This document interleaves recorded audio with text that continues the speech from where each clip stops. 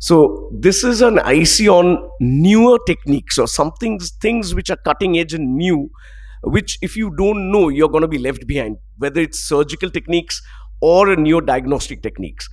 So we'll start off with Dr. Alokesh Ganguly, a very senior consultant from Priyambada Birla Eye Institute in Kolkata, and his topic is on newer perimetry techniques. So the search for something new, something easier is always on. So there are certain techniques which have now come out which has made perimetry a bit easier. So with the help of the VR headsets or microperimetry techniques, things have changed a little bit. So Dr. Alokesh is going to put light on this particular matter.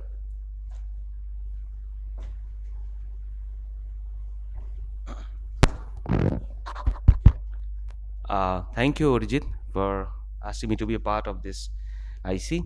So I'll be speaking on newer perimetry techniques. So what are the problems with the standard automated perimetry ones which we are used to use for such a long time? They are bulky, they hit a lot of space, they are limited portability, they are costly, and they need trained personnel to run it. Many patients have difficulty in concentrating throughout the test, and there are fixation losses which are consistently elevated after the third decade of life. There are false negatives which are elevated after the seventh decades. So there has been a continuous search for newer techniques like virtual perimetry, iPad perimetry, and microperimetry. So coming to the virtual reality perimetry, it is more suitable because it is cost saving, space saving, no need of trained staff, it is easier to use, it's binocular testing, no eye patches required, and less distraction. So we come to one of the offerings in this field, which is the C3 field analyzer, which is compact, can be conveniently used in screening camps. It is not required to wear an eye patch for this, and it is 5 times cheaper than SAP, and it has got a teleophthalmology enabled cloud-based diagnosis system. So the stimulus size is Goldman 3, and the test strategy is usually supra threshold. So the validation points are of most interest to us, and they show that while the CFA did not reliably identify deficits which match the HFA, it was moderately effective at identifying glaucoma subjects. So further refinements in this technique will perhaps be of value. The other option is the advanced vision analyzer, which is a small battery operated autoperimeter, but it does not require a separate dark room. The test strategies include 30-2, 24-2, and 10-2 strategies with full threshold and foveal threshold testing too. This paper published in the American Academy of Ophthalmology journal shows that the AVA effectively captures the threshold values for each point in the visual field, and that adequate functional correlation suggests that there is a substantial equivalence between the HFA and the AVA. Another option is the Vivid Vision Perimeter, which is a software-driven product which runs on commercially available VR headsets, originally developed from the D'Amato Test 21, in which the patients interestingly can move their heads and eyes during the test. The maximum luminance is the ocular rift is around 250 apostolbs. Default perimetry test is similar to a traditional 24-2. Average testing time is 10 minutes per eye. So in this ARVO publication, it showed that the VVF platform provides reproducible visual field sensitivity measurements for glaucoma patients, and these data suggests that this VVF measurement repeatability is very much consistent with the SAP. The IMO perimeter is another option which can be used anywhere, including a patient's bedside or wheelchair. For moribund patients, this can be of great value, with spherical lens equivalent corrections enabled up to -9 or +3 diopters, and it also allows for astigmatic correction. So the test strategies are 30-2, 24-2, 10-2 programs. Mean deviations, pattern standard deviation, and visual field index are all calculated. The EMO reduced measurement time by about 30%, and the VFI and the MD values were highly correlated with the HVA, and therefore it is definitely of value in moribund patients. The visual field analyzer, which is a lightweight device, and it comes in two versions, office or home used. It's a head mounted device with a Bluetooth enabled response, and there is a cloud based report storage system. So it can also test full threshold strategies as fast as 4 minutes per eye, with the 24-2, 10-2, and 30-2 all available. And there are studies which show that there is excellent correlation between this and the SAP in normal and glaucoma patients, and which all shows a high diagnostic performance. Coming to the other modules, which are the tablet perimetries, is the iPad Visual Fields Easy app. This app is free, available on the net, but it tests about 96 visual locations in the central 30 degrees with a size 5 target, but it is not as suitable for rapid screening or for mass screening programs of glaucoma because it has a high number of false positives, and then specificities you can see here as highlighted. So the Melbourne rapid fire test was developed by the same research group with full threshold and screening modes. It is testing fields which are equivalent to the 24-2 program.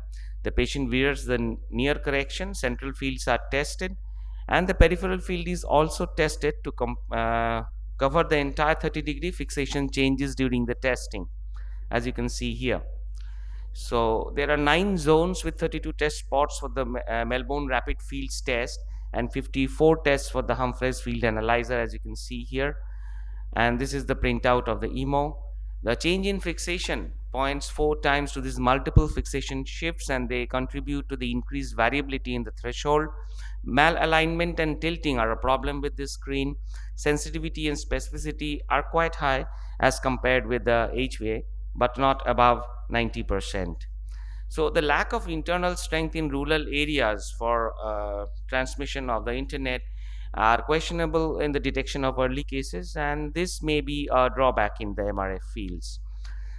Another variant is the Peristat online perimetry. It is a standalone visual acuity test along with a calibrated visual field test. It can test up to 24 degrees of the visual field along with mapping of the contrast sensitivity. It has a sensitivity for mild to severe HVF defects which were exceeding 80% with specificity around 94%. It is unable to register very early field defects, so screening may be issue there. So advantages of the iPad perimetry are that it can allow for more data points, it's less time consuming, so it reduces fatigue in the elderly and debilitated patients. So the disadvantage was this, that suprathreshold perimetry using the VFE is not suitable as a rapid screening tool for mass screening of glaucoma. It cannot be a substitute for the Humphreys visual field analyzer. Coming to one last interesting development, which is the microperimetry, in which basically it is controlled as a fundus controlled perimetry. It is a visual field test that incorporates perimetry and retinal imaging together.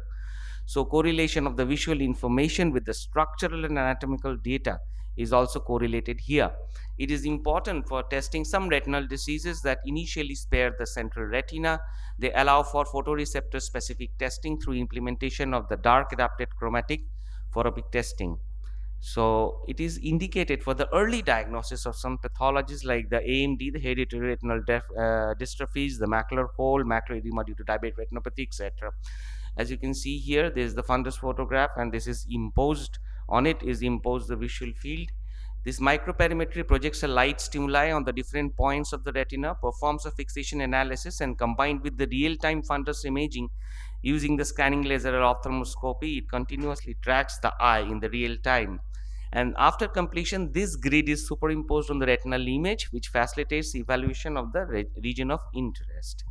So it's a psychophysical method which is rapid, safe, and non-invasive. It is a spatially resolved testing of visual sensitivity. Reliability and ability to detect a change is evident for multiple retinal diseases. So it can be used in glaucoma. Detection of nerve fiber layer defects and eccentric fixation in advanced glaucoma can perhaps be increased with this test. So these are the pictorial depictions of the microperimetry, but the limitations are there. As with most diagnostic tests, you need patient cooperation. It relies on the patients. The greater percentage of false negative and positive happens in this test, affects its reliability. In the long run, it does trigger the fatigue. Thank you for your patient listening.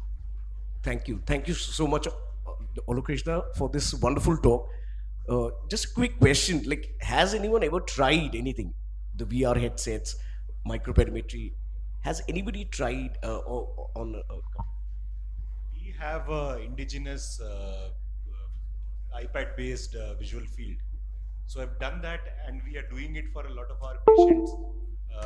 You largely see the same pattern that you see on of the defect that you see on the HFA.